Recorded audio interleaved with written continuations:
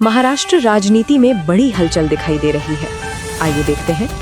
राष्ट्रीय बंजारा परिषद के राष्ट्रीय अध्यक्ष पद पर डॉक्टर मोहन चव्हाण नियुक्त किया गया है।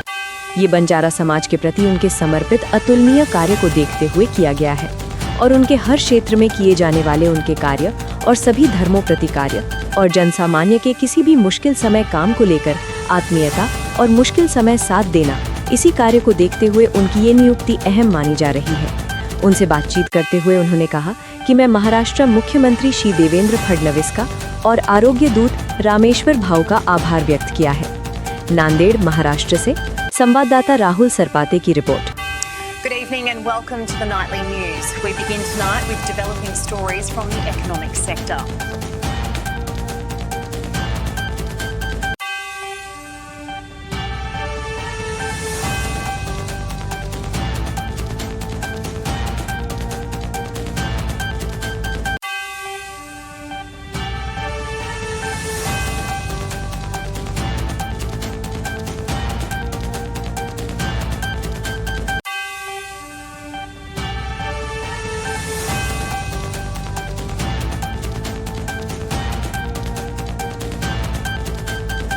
तर राष्ट्रीय अध्यक्ष राष्ट्रीय बंजारा परिषदेच्या राष्ट्रीय अध्यक्षपदी आपली निवड झाली काय होणार? सर्वप्रथम तमाम बंजारा बांधवांना जय शिवलाल, जय श्रीराम आणि पूर्ण भारतातील बंजारा बांधवांचे मी सर्वप्रथम आभार मानतो, कारण माझ्या एवढ्या कमी वयात माझी एवढी मोठी निवड केली राष्ट्रीय बंजारा परिषदेच्या राष्ट्रीय अध्यक्षपदी। त्यासाठी सर्वप्रथम मी महाराष्ट्राचे लाडके आमचे मुख्यमंत्री देवाभाऊ यांचे मी आभार मानतो। त्यानंतर रामेश्वर भाऊ आरोग्य दूत यांचे पण आभार मानतो।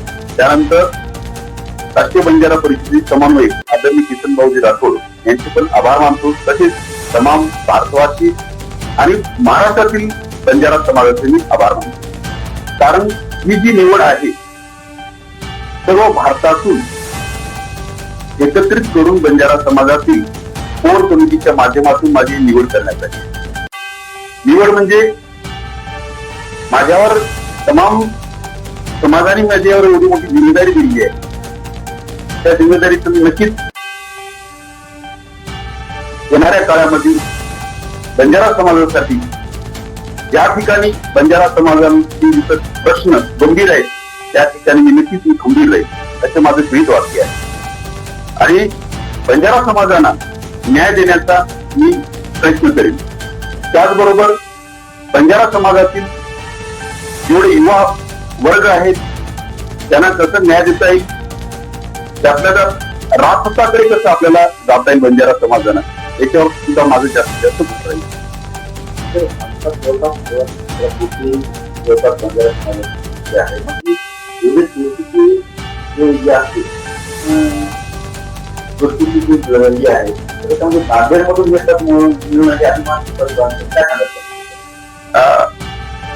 मी आता सांगितलं की माझं काम मी मागील 20 वर्षापासून बंजारा समाजामध्ये वर भारतीय जनता पार्टीमध्ये तांडा समृद्धी योजना असो, तांडा संपर्क अभियान असो, संत सेवा समृद्धी योजना असो, जसे की आपले देवाभाऊ यांनीही महाराष्ट्राचे मुख्यमंत्री देवाभाऊ लाडके त्यांनी तांडा समृद्धी योजना ही योजना चालली, त्या माध्यमातून तांड्यापर्यंत पोहोचून जातं आणि वेगवेगळ्या माध्यमातून राष्ट्रीय बंजारा परिषदेच्या संघटनेच्या माध्यमातून हे प्रत्येक भारत देशातील तांड्यापर्यंत पोहोचून जातं। त्यामुळं कदाचित ही माझी निवड म्हणून मला आजपर्यंत केलेल्या कामाची पावती म्हणून दिली असं मला वाटतं।